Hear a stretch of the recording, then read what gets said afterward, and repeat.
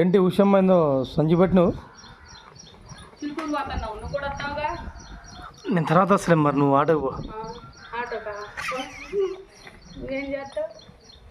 తర్వాత నిన్ను ఇగొద్దు, నీ వైపు పిలిచేవాడు లేడు, పిలిచిన కాడికో రావు.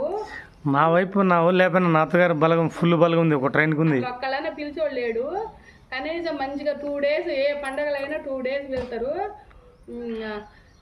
అంత ఎంజాయ్గా ఆడ దొరుకుతుంది నీకు నీ అంకమ్మ. అంతేనా? అవునులే. అంటే మనకి నాన్ వెజ్ అవసరం లేదు, ఆనందాలు ఎంజాయ్మెంట్ అది కూడా జీవితాల్లో.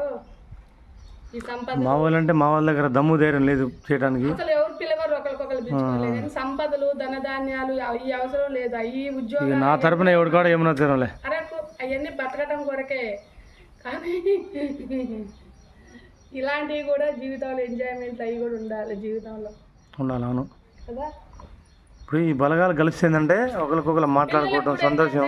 పిల్లలకు కూడా ప్రేమానురాగాలు ఎలవలు తెలుస్తాయి. వరుసలు వాయులు ఏంది మన పిల్లలకి ఇప్పుడు ఈ సైడ్ ఎంత ఆనందం, అంత బంధువులు కూడా అప్పుడప్పుడు ఫంక్షన్ చేసుకోవాలా, కలుసుకోవాలి అందరూ. ఉన్నా లేకపోయినా చిన్న చిన్న అకేషన్స్ కూడా కలుసుకుంటే బాగుంటుంది కదా. అవును, ఒకరికొకరు మాట్లాడుకోవడం. మా అమ్మ మా నాన్న, ఇంకా అమ్మ మా నాన్న చూపెడతా చూడ మా నాన్న పైకి పోయారంట. అట్లా అనకూడదు. మరి ఏం చేస్తాం మరి, కాకపోతే కొంచెం వెనక ముందులే. కానీ నేనేం కామెంట్ చేయట్లేదు మీ వాళ్ళకి.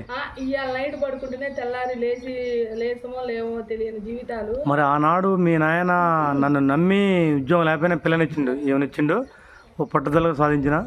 అట్లా నువ్వు అడుగుపెట్టిన వేళ విశేషం కూడా నాకు జాబ్ వచ్చింది ఉషారాని. సరే బాయ్. అట్లా థ్యాంక్ యూ ఉషారాని. జై హింద్.